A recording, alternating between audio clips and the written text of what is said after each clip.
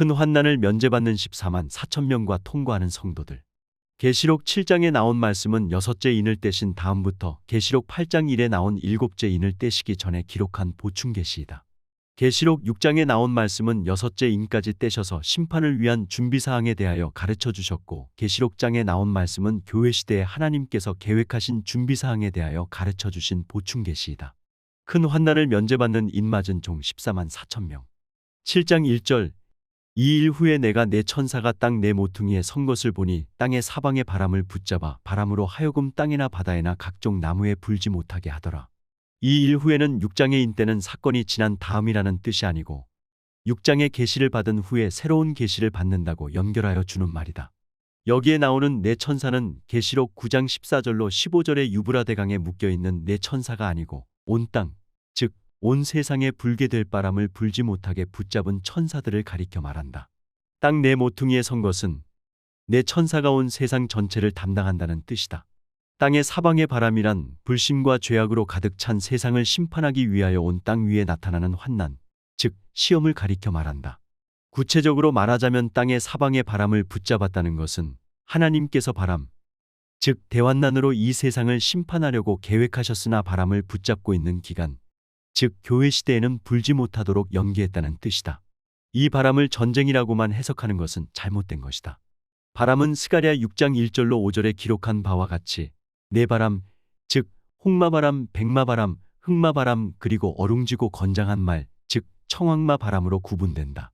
계시록 6장에서 자세히 설명한 바와 같이 홍마는 전쟁으로 심판하는 바람, 백마는 공의로 심판하는 바람, 흑마는 흉년으로 심판하는 바람, 청황마는 사망으로 심판하는 바람이다. 다니엘 7장 2절에도 네 바람에 대한 말씀이 있다. 그러므로 계시록 7장 1절에 나오는 바람은 마지막 때에 불게 될 바람, 즉 7년 대환난을 가리켜 말하는 것이다. 계시록 3장 10절에 나온 장차 온 세상에 임하여 땅에 거하는 자들을 시험할 때라는 말씀도 온 세상이 시험받게 되는 대환난을 의미한다. 과거 역사에도 이 세상에 환난이 많았으나 모두가 세상의 한 부분에서 발생했던 환난들이었다. 그러나 대환난은 온 세상 전체가 환난을 당하게 되는 것이므로 땅의 사방에 불게 될 바람은 대환난을 상징하는 것이다. 2절. 또 봄에 다른 천사가 살아계신 하나님의 인을 가지고 해 돋는 데로부터 올라와서 땅과 바다를 해롭게 할 권세를 얻은 네 천사를 향하여 큰 소리로 외쳐 3절. 가로되 우리가 우리 하나님의 종들의 이마에 인치기까지 땅이나 바다나 나무나 해하지 말라 하더라. 다른 천사는 인치는 천사를 가리켜 말한다. 여기에서 하나님의 인이란 성도들을 완전히 구속하셨다는 것과 하나님의 참된 종이 되었다는 뜻으로 성도들의 이마에 치는 인을 가리켜 말한다. 성도들은 애굽 땅과 같은 이 세상에서 출애굽, 즉 구원을 받아 광야에서 연단을 받고 정결하게 된 후 가나안 땅의 입구에 있는 할례산에서 영혼의 할례를 받고 천국에 들어가게 된다. 성도들이 영적 할례를 받음, 즉 흰옷 입는 체험을 인침받았다고 하는 것이다. 이 하나님의 인은 계시록 6장에 나오는 7인과 전혀 상관이 없다. 해 돋는 데로부터 올라왔다는 말씀 가운데 해 돋는 곳을 어떤 사람들은 한국이나 이스라엘이라고 해석하는데 잘못된 것이다. 말라기 4장 2절을 보면 예수 그리스도를 의로운 해라고 하였는데 이것은 하나님께서 천국의 태양, 즉 의로운 태양이라는 뜻이다. 그러므로 해 돋는 데로부터 올라왔다는 것은 인치는 천사가 하나님의 보좌에 계신 예수님께로부터 왔다는 것을 상징한다. 여기서 올라와서라는 것은 해가 동쪽의 산이나 바다로부터 올라오는 것처럼 보이기 때문에 상징적으로 인용한 말씀이다. 땅과 바다를 해롭게 할 권세를 얻은 네 천사를 향하여 큰 소리로 외쳐라는 것은 인치는 천사가 이 죄악 세상을 대환난으로 심판할 권세를 가진 네 천사를 향하여 큰 소리로 말했다는 것이다. 인치는 천사의 명령은 하나님의 종들 즉 교회 시대 이긴 자들의 이마에 인치는 사역이 끝날 때까지는 대환난을 일으키지 말라는 것이다. 인치는 사역이 시작될 때부터 끝날 때까지를 교회 시대라고 한다. 그리고 네 천사가 바람을 붙잡고 있는 기간, 즉 교회 시대에 대해서는 다니엘 9장에 나온 70일의 예언의 말씀을 연구하게 되면 자세히 알 수 있다. 4절. 내가 입맞은 자의 수를 들으니 이스라엘 자손의 각 지파 중에서 입맞은 자들이 14만 4천이니 교회 시대에 입맞은 종들의 수는 14만 4천 명으로 예정되었다. 교회 시대의 이긴 자들에서 자세히 알게 된 바와 같이 14만 4천 명은 큰 환난을 면제받고 공중강림하실 때 휴거되는 성도들이다. 이스라엘 각 지파 중에서라는 말씀은 육적 할례를 받은 이스라엘 백성들을 말하는 것이 아니고 영적 할례를 받게 될 영적 이스라엘 백성, 즉 성도들 중에서 입맞은 종들 14만 4천이 나타난다는 것을 가리켜 말한다. 그리고 마태복음 19장 28절에 나오는 이스라엘 12지파도 육적 이스라엘 12지파를 가리켜 말하는 것이 아니고 예수님께서 영광의 보좌에 앉으신 천국의 영적 이스라엘 12지파를 가리켜 말한다. 왜냐하면 12사도는 육적 이스라엘 12지파를 대표할 수 없기 때문이다. 베드로와 안드레는 한 형제이고 야고보와 요한도 한 형제이므로 이스라엘 각 지파를 대표할 수 있는 사람들이 아니다. 그러므로 이 이스라엘 12지파는 예수님께서 영광의 보좌에 앉으신 새로운 세상, 즉 영원한 천국의 영적 이스라엘 12지파를 가리켜 말한다. 어떤 사람들은 14만 4천 명을 천국 백성 전체를 상징적으로 표시하는 것이라고 주장하지만 이렇게 해석할 수 있는 성경적 근거가 없다. 또 어떤 사람들은 대환난 때 유대인들 중에서 이삭 줍기하는 전도자들이 14만 4천 명이라고 해석하기도 하나 충분한 근거가 없다. 또 어떤 사람들은 구원받은 유대인들 전체를 상징한다고 해석하기도 하는데 정확하지 못하다. 14만 4천 명은 전체 교회를 대표할 수 있는 하나님의 종들로서 예수님의 밝은 빛 가운데서 철저한 영적 생활을 했던 분들이다. 또한 천국에서 가장 큰 상급을 받게 될 성도들이다. 그리고 이스라엘 자손의 각 지파 중에서라고 말씀하신 것을 볼 때 14만 4천 명은 천국 백성 전체가 아니고 일부라는 것을 분명히 가르쳐준다. 5절 유다 지파 중에 입맞은 자가 1만 2천이요 르우벤 지파 중에 1만 2천이요 갓 지파 중에 1만 2천이요 6절 아셀 지파 중에 1만 2천이요 납달리 지파 중에 1만 2천이요 므낫세 지파 중에 1만 2천이요 7절 시므온 지파 중에 1만 2천이요 레위 지파 중에 1만 2천이요 이사갈 지파 중에 1만 2천이요 8절 스불론 지파 중에 1만 2천이요 요셉 지파 중에 1만 2천이요 베냐민 지파 중에 입맞은 자가 1만 2천이라. 이스라엘의 각 지파마다 12,000명씩이므로 12지파에서 나온 입맞은 종들은 모두 14만 4천 명이다. 이스라엘 백성들을 12지파로 구분한 것은 천국 백성 12지파를 모형적으로 나타낸 것이다. 그리고 마태복음 19장 28절에 기록한 바와 같이 천국은 12지파로 되어 있는데 각 지파의 대표자들은 12사도이다. 그러므로 계시록 21장 14을 보면 새 예루살렘의 12기초석에 12사도의 이름이 기록된 것이다. 베드로 지파, 요한 지파, 야고보 지파 등 12사도의 이름을 따라서 12지파로 구분했다는 것을 알 수 있다.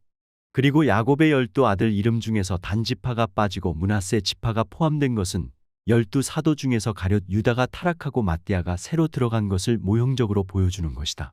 큰 환난을 통과하는 성도들.